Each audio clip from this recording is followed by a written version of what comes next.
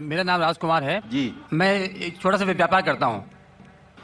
میں نے کئی بار قرآن پڑھی ہے تو اس میں جس آیت کا آپ نے ذکر کیا ہے اس میں آپ نے آدھی آیت ذکر کیا ہے التوبہ کی 5ویں آیت, جس میں لکھا ہے کہ جو غیر مسلمان کو مارو ساتھ میں گھات لگا مارو اور جب تک وہ نماز قائم کریں زکوٰۃ دیں تب ان کو چھوڑ دو, ارتھات مسلمان بن جائیں تب چھوڑ دو. اور دوسری بات یہ تھی کہ 6551 کی نمبر اس میں ہے, اس میں لکھا ہے کہ اے مسلمانوں تم عیسائیوں یہودیوں کو اپنا دوست مت بناؤ, اگر جو دوست بنائے گا وہ ان میں سے ہو جائے گا. یہ بات انسانیت کے خلاف میں محسوس کرتا ہوں. بھائی صاحب نے سوال کیا کہ میں نے جو آیت کوٹ کی سورہ توبہ سورہ نمبر 9 آیت نمبر 5 کی, وہ آدھی آیت کوٹ کی. اس میں لکھا ہوا ہے کہ انہیں جب چھوڑ دو جب وہ نماز قائم کرے اور زکوٰۃ دے.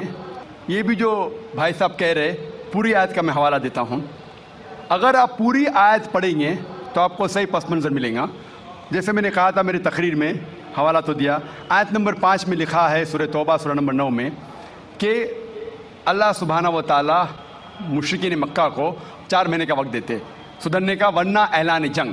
اور جنگ کے میدان میں لکھا ہوا ہے کہ جہاں بھی آپ مشرکوں کو پائیں گے ان کا قتل کرو. Wait for them in every stratagem of war, ان کا انتظار کرو اور میدان جنگ میں ان کا قتل کرو. لیکن اگر وہ ریپینٹ کرے, مطلب معافی مانگے, کئی وجہ ہے, اگر وہ معافی مانگے, نماز پڑھے اور زکوٰۃ دے تو چھوڑ سکتے ہیں. مطلب وہ اسلام کو قبول کرے یا وہ صرف امن چاہتے ہیں. تو کئی آپشنز دیے گئے ہیں.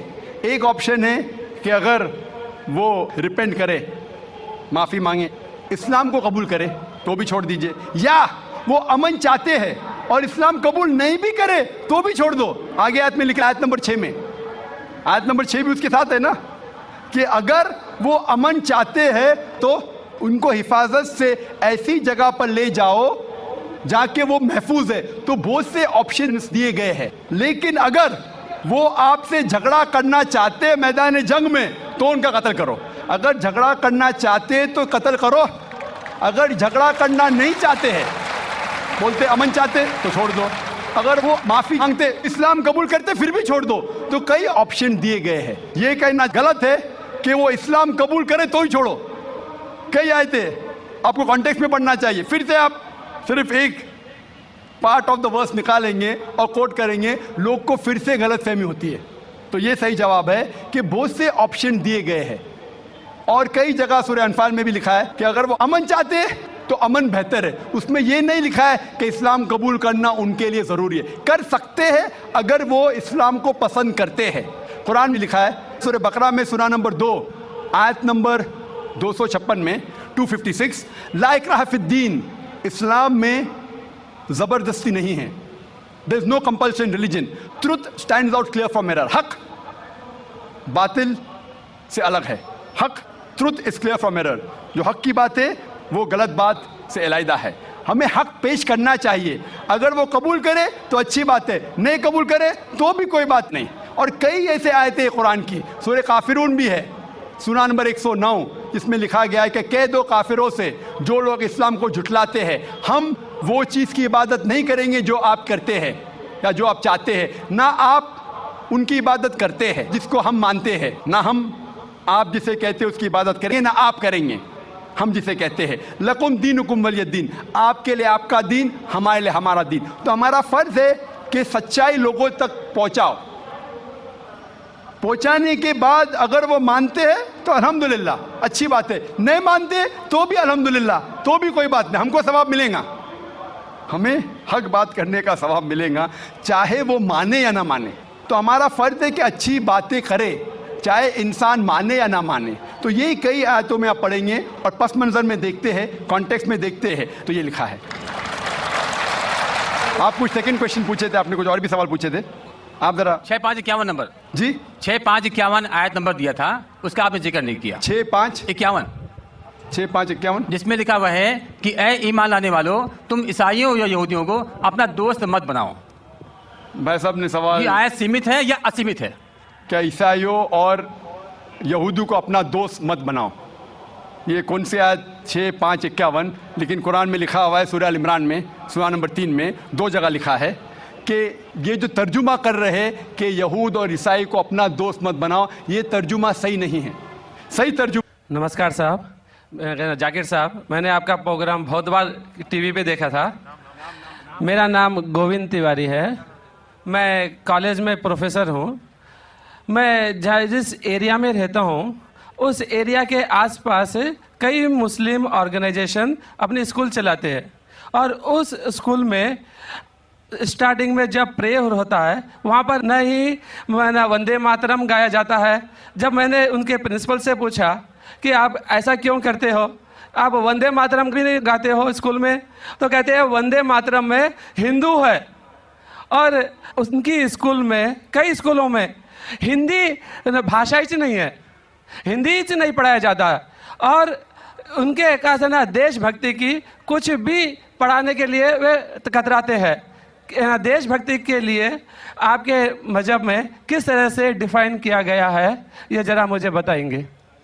بھائی صاحب نے ایک سوال پوچھا ہے کہ وہ کئی بار میرے پروگرام سنتے ہیں ٹیلی ویژن پہ، اور کہا ہے کہ ایک علاقہ ہے جہاں کئی مسلمان اسکول ہے لیکن وہاں وندے ماترم نہیں پڑھایا جاتا ہے، ہندی نہیں پڑھایا جاتا ہے، کیا صحیح ہے؟ اور آپ کے مذہب میں، اسلام میں دیش بھکتی کے بارے میں کیا کہا گیا ہے؟ پہلا سوال کہ مسلم اسکول میں وندے ماترم کیوں نہیں کہا جاتا. ہمیں یہ دیکھنا چاہیے کہ کوئی بھی گانا یا کوئی بھی چیز آپ کہتے ہیں اس کی معنی کیا ہے. آپ جب وندے ماترم پڑھتے ہیں اس کی معنی ہے کہ ہم سجدہ کرتے ہیں اس دیش جو ہماری ماتا ہے، ایسے کہا جاتا ہے، اور ہم اس کی پوجا کرتے ہیں. یہ ہمارے لیے شرک ہے، شرک ہے اسلام میں، اور غلط ہے ہندوازم میں بھی. ہندوازم میں بھی آپ کو عبادت صرف کرنا چاہیے ایک خدا کی، دھرتی کی نہیں. تو ہندوازم میں بھی غلط ہے، کرسچینٹی میں بھی غلط ہے، اسلام میں ہی غلط ہے. لیکن عام ہندو اپنے مذہب کو نہیں جانتے، اپنی مذہبی کتابیں نہیں پڑھے ہیں، اسی لیے کوئی بھی آپ گانا گاتے ہیں اگر اس کے معنی خدا کے خلاف ہے، اللہ سبحانہ و تعالیٰ کے خلاف ہے، بھگوان کے خلاف ہے، تو ایسا گانا غلط ہے. آپ نے مجھے شروعات میں نمستے کہا. نمستے کے کیا معنی ہے بھائی صاحب، آپ بول سکتے؟ نہیں پتا کیا معنی ہے؟ مائکروفون آن کیجئے ذرا بھائی صاحب کا. نمستے مطلب میں سر جھکا کے میں آپ کو نمن کرتا ہوں. ہاں، سر جھکا کے آپ مجھے نمن کرتا ہوں. نمن کرتا ہوں. سر جھکا کے مجھے نمن کرنا شرک ہے، حرام ہے، پروہیبٹڈ ہے. آپ میرے سامنے بھی سر نہیں جھکا سکتے، چاہے آپ مجھ سے محبت کرتے ہیں، چاہے آپ میری عزت کرتے ہیں، پھر بھی آپ میرے سامنے سر نہیں جھکا سکتے. سر جھکانا چاہیے تو صرف خدا کے سامنے، اللہ کے سامنے، اور میں خدا نہیں ہوں. آپ جانتے، آپ میری عزت کر سکتے ہیں، میری بات جو میں کہتا ہوں اس کے اوپر عمل کر سکتے ہیں، لیکن آپ میرے سامنے سر نہیں جھکا سکتے. اسی لیے میں جواب میں آپ کو کہوں گا السلام علیکم، آپ پہ سلامتی ہو، آپ پہ سلامتی ہو. آپ سمجھے نا؟ میں آپ کے سامنے جھک نہیں سکتا ہوں. یہ صرف جھکے گا تو صرف اللہ کے سامنے، صرف خدا کے سامنے.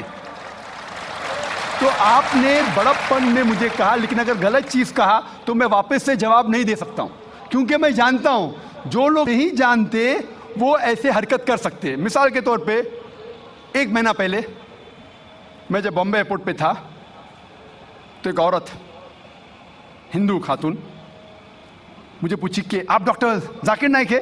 آئی ڈاکٹر ذاکر نائک؟ میں نے کہا جی ہاں. او، میں آپ کا روز پروگرام دیکھتی ہوں، میں دبئی سے 25 سال کے بعد بمبئی میں آ رہی ہوں، 25 سال کے بعد ہندوستان میں آ رہی ہوں. اس کی سر پہ ٹکا تھا، ہندو عورت تھی. بولتی میں آپ کے پروگرام دیکھتی ہوں اور بہت الحمدللہ تعریف کرنے لگی. ساری تعریف اللہ کی ہے، میں کچھ بھی نہیں ہوں. اور پھر کہنے لگی کہ میں تمہارے پیر چھونا چاہتی ہوں. میں نے کہا کہ یہ غلط ہے، شرک ہے. تو بولے کیوں؟ وہی جواب میں نے دیا، آپ جو بھی کہو میں آپ کی بات مانوں گی. تو میں نے کہا آپ قرآن مجید پڑھیے، قرآن مجید پڑھیے اور اس کے اوپر عمل کیجیے.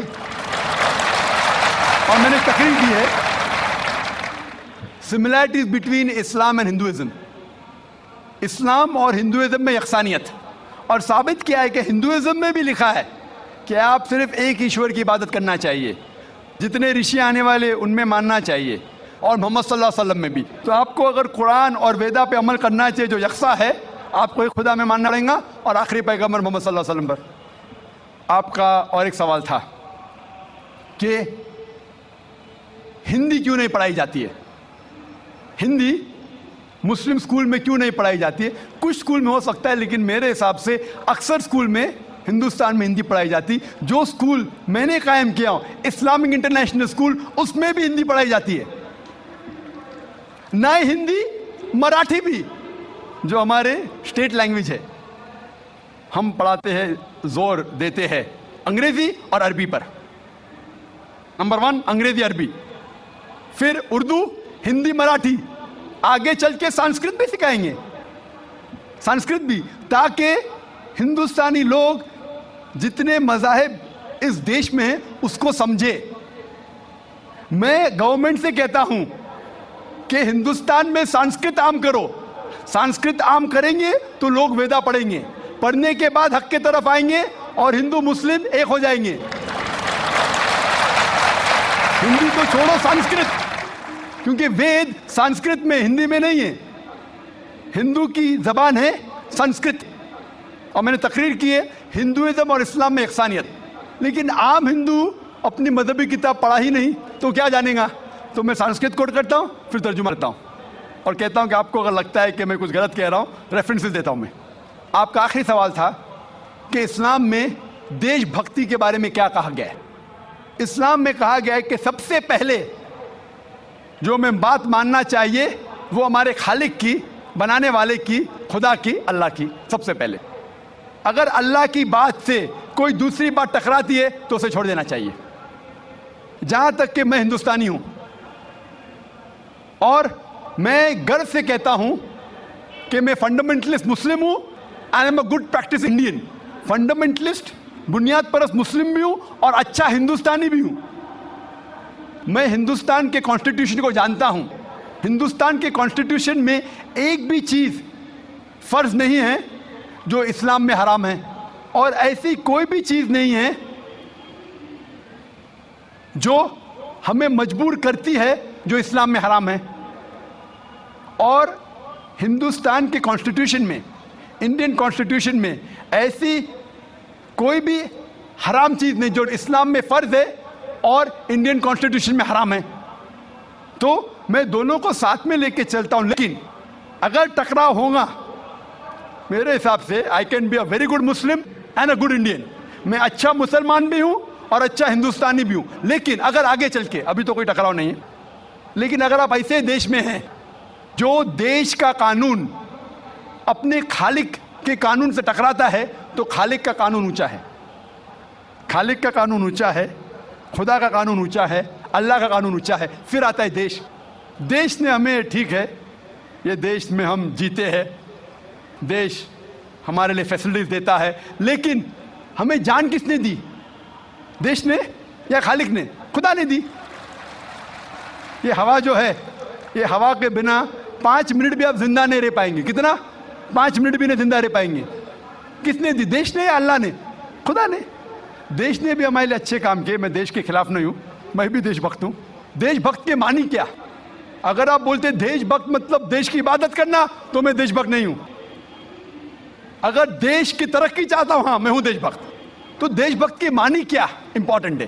اگر دیش بھکت مطلب دیش کی عبادت کرنا, تو یہ غلط ہے. عبادت صرف میں خالق کی کرتا ہوں, اللہ کی کرتا ہوں, خدا کی کرتا ہوں. لیکن دیش کی بھلائی چاہتا ہوں. اگر وہ دیش کوئی قانون لاگو کر رہا ہے, وہ شریعت کے اندر ہے, خدا کے قانون کے دائرے کے اندر ہے, تو میں ان کے ساتھ ہوں. کئی چیزیں اسلام میں مباح ہے, آپشنل ہے, اور اگر دیش اسے کہتا ہے کہ کرو تو میں کروں گا.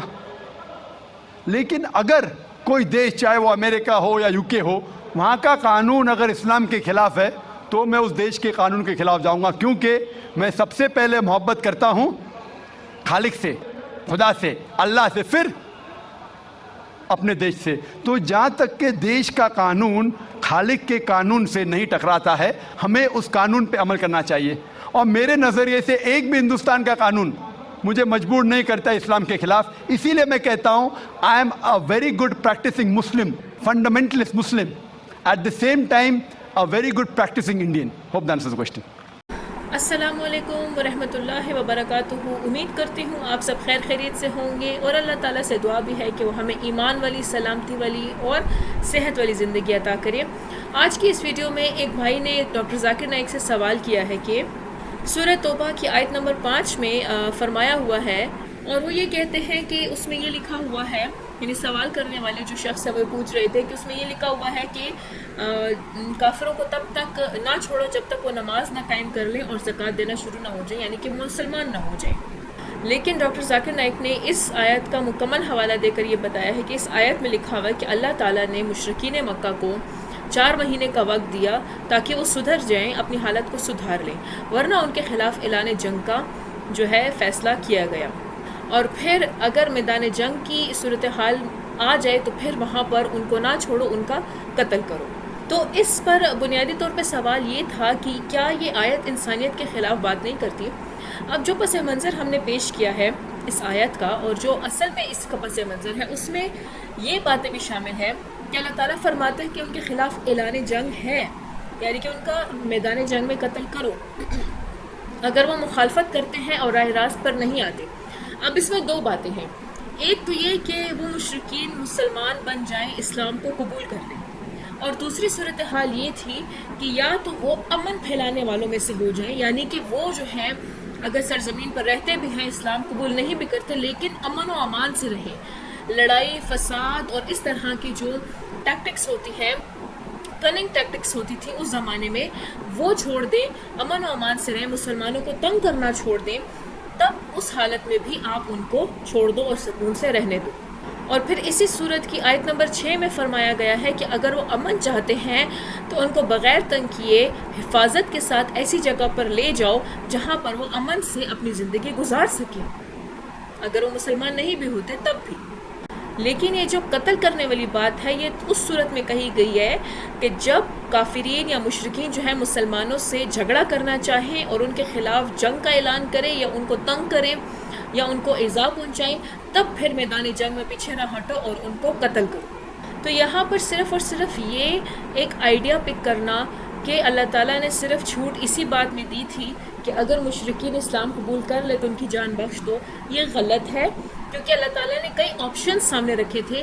یا تو وہ اسلام قبول کر لیں اور یا پھر وہ امن و امان سے رہے، یعنی کہ مسلمانوں کو تکلیف پہنچانا، ایذا پہنچانا چھوڑ دیں، ان کے خلاف کانسپریسیز کرنا چھوڑ دیں، میدان جنگ کا میں جا کے ان سے لڑے نہیں یا ان کے خلاف جنگ کا اعلان نہ کریں، مسلمانوں کو قتل و غارت نہ کریں.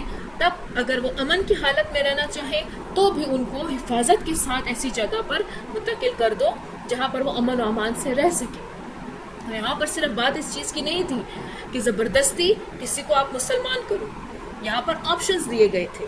اور اصل میں تو غلط فہمی تب پھیلتی ہے جب لوگ آیت کا ایک حصہ پڑھ کے اس میں سے باتیں سمجھ لیتے ہیں، اور اس میں سے باتیں سمجھنے کے بعد اپنی طرف سے مطلب نکال کے آدھا، یعنی کہ وہ کہتے ہیں نا، نیم حکیم خطرہ جان، نیم ملا خطرہ ایمان. تو وہی والی بات ہے کہ اگر آپ ایک آیت کو مکمل کانٹیکسٹ، مکمل پس منظر کے ساتھ نہیں پڑھو گے تو آپ اس کا آدھا ادھورا مطلب سمجھ کے کوئی بھی بات نکال سکتے ہیں. تو اس طریقے سے سمجھنا نہیں ہوتا، اس کو غلط کہتے ہیں. اس طریقے سے مس انڈرسٹینڈنگ پھیلتی ہے، اس طریقے سے جو ہے غلط فہمیاں پھیلتی ہیں، اور جو اصل پیغام ہے وہ کہیں نہ کہیں کھو جاتا ہے. اسی لیے جو بھی بات پڑھیں، جو بھی آیت پڑھیں، اس کو مکمل طریقے سے پڑھیں، اس کو مکمل کانٹیکسٹ میں پڑھا کریں. اور پھر اللہ تعالیٰ نے سورہ بقرہ کی آیت نمبر 256 میں یہ بھی فرمایا ہوا ہے کہ اسلام میں کوئی زبردستی نہیں ہے، حق باطل سے جدا ہے اور وہ خود کو ظاہر کر ہی لیتا ہے. اور اسی طرح سورہ الکافرون کی آیت نمبر 109 میں بھی کہا گیا ہے کہ کافروں سے کہہ دو کہ جس چیز کی عبادت تم لوگ کرتے ہو ہم اس کو نہیں مانتے، ہم ایک اللہ کی عبادت کرتے ہیں، اور نہ ہی آپ اس کی عبادت کرتے ہیں جس پہ ہم یقین رکھتے ہیں. تو نہ ہم آپ کے بتائے گئے ایمان پر عمل کریں گے اور نہ آپ ہمارے بتائے گئے ایمان پر عمل کرتے ہیں. اور آیت کے آخر میں فرمایا گیا ہے کہ آپ کے لیے آپ کا دین اور ہمارے لیے ہمارا دین، یعنی کہ مشرکین کو ان کے دین پر چھوڑا گیا ہے اور مسلمانوں کو اپنے دین پر. لیکن حق کا جو پیغام ہے وہ پروپیگیٹ کرنا، یعنی کہ اس کو پھیلانے کا حکم تمام مسلمانوں کو دیا گیا ہے. باقی ہدایت دینا اللہ تعالیٰ کے ہاتھ میں ہے. وہ تو اللہ تعالیٰ نے نبی کریم صلی اللہ علیہ وسلم کو بھی فرمایا ہے کہ ہدایت دینا میرا کام ہے، تمہارا کام پیغام پہنچانا ہے. اب جو حق بات کو تسلیم کر لے تو بھی اللہ، ٹھیک ہے، اور جو نہ کرے تو وہ اپنی مرضی کا مالک خود ہے، کیونکہ اللہ تعالیٰ نے انسان کو 3 طرح سے پیدا کیا ہے. ایک تو یہ کہ وہ پیدا کرنے والا ہے، یعنی کہ وہ پیدا کرتا ہے، اور دوسرا یہ کہ وہ نفس کے ساتھ پیدا کیا ہے، جس کا مطلب یہ ہے کہ انسان اپنے فیصلے خود کر سکتا ہے، چاہے اس نے خدا کی عبادت کرنی ہے یا نہیں کرنی ہے۔ باقی تمام مخلوقات جو ہے وہ اللہ تعالیٰ کے حکم کی اور مرضی کی پابند ہیں، جس کا مطلب یہ ہے کہ ان کا کوئی نفس نہیں ہے۔ اور پھر سوال میں یہ بھی پوچھا گیا تھا کہ سورہ آل عمران کی آیت نمبر 28 میں جو بات فرمائی گئی ہے کہ عیسائیوں کو اور ہندوؤں کو یعنی مشرکین کو اپنا دوست نہ بناؤ، اصل میں یہاں پر تھوڑا سا ترجمے کا مسئلہ ہے، یعنی کہ ترجمہ جس طریقے سے اس آیت کا ہونا چاہیے اس طریقے سے ٹھیک طریقے سے بتایا نہیں گیا، باقی بات اس میں کچھ اور کی گئی ہے۔ بلکہ یہاں پر اس سے مراد یہ بھی ہو سکتی ہے کہ آپ ان کو اپنی فوج کا کمانڈر نہ بناؤ، یا اپنی فوج کی جو رین ہے اس کے ہاتھوں میں مت دو، اور یا پھر ان پہ اس قدر بھروسہ نہ کرنے لگو کہ تم ان کا دین ہی اپنانے لگ جاؤ، تو اس سے یہ بھی مراد ہو سکتی ہے۔ امید کرتی ہوں آپ کو یہ ویڈیو اچھی لگی ہوگی اور پسند آئی ہوگی اور رہنمائی ملی ہوگی اس سے کچھ نہ کچھ۔ اگر آپ کو یہ ویڈیو اچھی لگی ہے تو اس ویڈیو کو شیئر کریں، اس ویڈیو کو لائک کریں، اور تاکہ یہ پیغام دوسرے لوگوں تک بھی پہنچے، اور ہمارے چینل کو سبسکرائب کریں تاکہ ہم آپ کے لیے اسی طرح کی ایمان افروز ویڈیوز بناتے رہیں۔ ایک پیاری سی دعا کے ساتھ اس ویڈیو کا اختتام کرتے ہیں کہ اللہ تعالیٰ ہم سب کو نیک کام کرنے کی توفیق عطا فرمائے، ہمارے نیک اعمال کو قبول کرے، اور ساتھ ہی ساتھ ہمیں حق بات بولنے کی، سمجھنے کی اور اس پر عمل کرنے کی توفیق عطا فرمائے۔ السلام علیکم ورحمۃ اللہ وبرکاتہ۔